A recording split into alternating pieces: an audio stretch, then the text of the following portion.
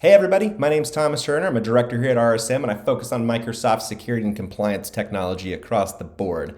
I'm excited because at the end of the month, Orlando, the Microsoft 365 Community Conference is happening. RSM will be there in full force. So if you have questions about 365, Copilot Studio, things of that nature, bring those questions over. And we're happy to say, hey, this is how we've tackled that question before. And we can usually apply those to your industry. Speaking about questions tied to industry, as I was working with my buddy here, John McDonald, and we were chatting on the phone this morning, and he's got a university health center that's moving into Microsoft Purview for the first time. So John called me up and he was like, hey, Thomas, if you were working for that health center, what are the first things you would do as it relates to Purview? So I thought I'd just jump in and make a quick video here. First thing I would do is I'd jump over to compliance.microsoft.com.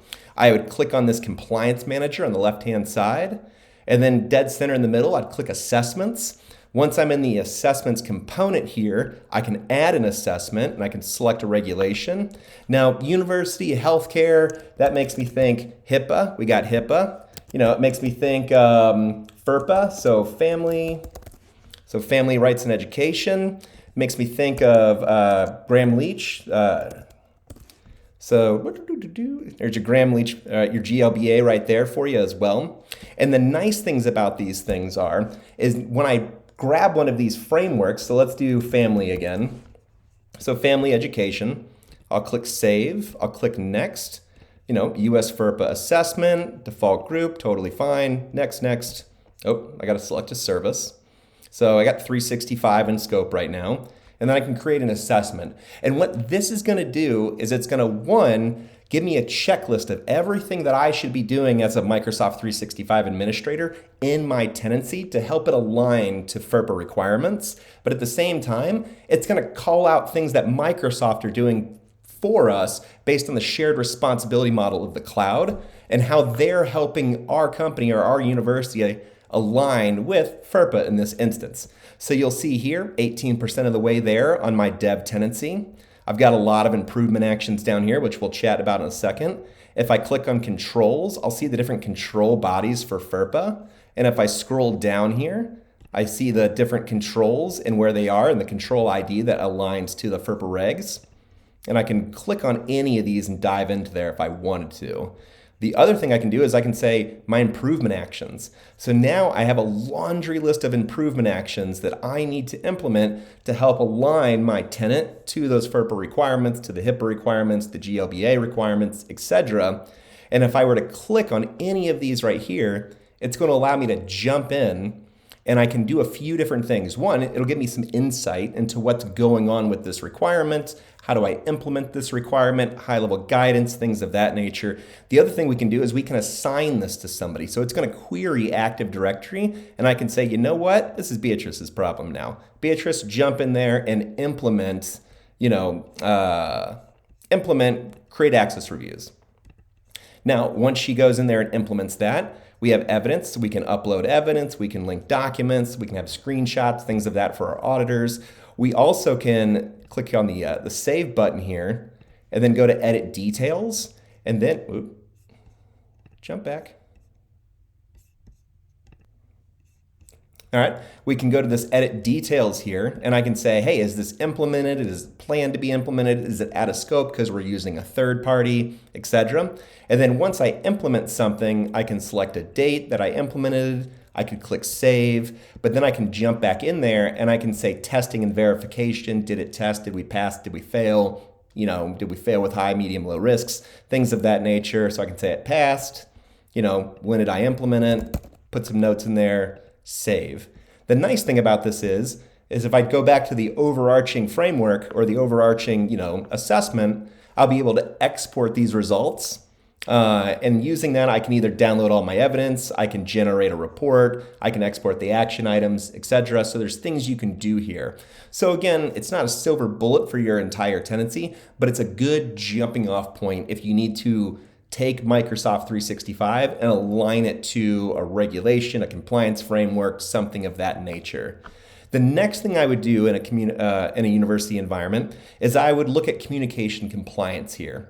And what communication compliance does is it starts to look at the different communications that are going on in the tenancy and start to call out, things that might be happening with those communications that we may not want to have happen.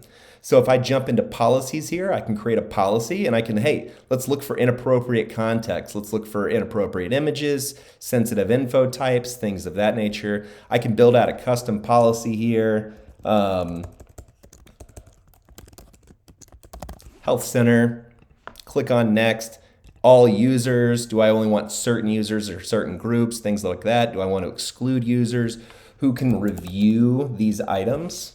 So we'll need to query somebody in Active Directory who can review the items. I'll be a reviewer here. And we'll say all users. Do we want to do it in Exchange, Teams, Viva, Copilot? We can add non-Microsoft apps there like Slack and WhatsApp app and Facebook and things of that nature if needed. Do I want inbound, outbound, internal messages, conditions that apply? So do I want to say, hey, you know what? If you're talking about sensitive information types, and then we could throw in, ICD-9, 10 codes. Let's see if it loads up here. We could throw in, other known sensitive information types like social security numbers, terminology, medical terminology, things of that nature, ocular character recognition. And then, what percentage of all the communications do we want to spot check just to make sure we're doing some due diligence, we're doing some proactive components. And then do we want to filter out blast emails? If somebody emails out the entire university environment, like the provost or the president or the board, we want to probably exclude that from these pieces. And then we could click finish and go from there. I didn't add any sensitive info types, but that's another nice thing where it'll kind of say, hey, here's what people are talking about in the environment. And there's a lot of things you can do there. So if I went over here to data classification and I went to classifiers, what you'll see here are there's a lot of trainable classifiers that are built into the tenancy. And this is where Microsoft, or even you can build your own special classifiers if you wanted to. You take a ton of examples of what you're trying to look for, whether that's a sensitive information type, a document type, a language type, something of that nature. And you say, hey, look at all my communications, benchmark them against all these examples that I've given you that I built a trainable classifier out of. And if you're at a certain confidence level, trigger that as something I need to review.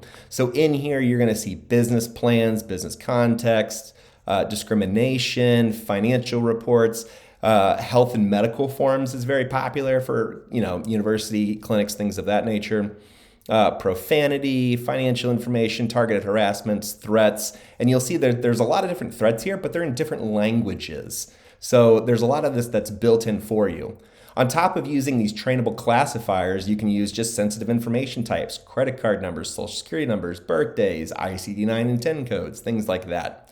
So setting that up will help kind of identify, what people within the university environment, what are they talking about? How are they collaborating and communicating? Are they using language that's, against policy, things of that nature? And then the other nice thing is that all of it can be anonymized. So again, when your IT security department or compliance or HR or legal is looking at this, you can anonymize those communications and that information to help protect the privacy until you're ready to take action. So, the compliance manager, communication compliance, those would be number 1 and 2 of the 2 things that I'd set up first. The third thing that I would do is I would go to this Content Explorer right here. And what this is going to do is it's going to start looking through every piece of data that it has access to within the 365 ecosystem. And then it's going to start looking for, hey, I've got diseases, I've got medical terms, I've got addresses. And if I scroll down, it starts looking at those trainable classifiers to say, hey, where's all my IT related information? Where's all my finance information, my healthcare information? And if I click on these, it'll start to show me where these pieces are at. So if I started to dig into Exchange, I don't think I have access to do it right now. You have to grant yourself access.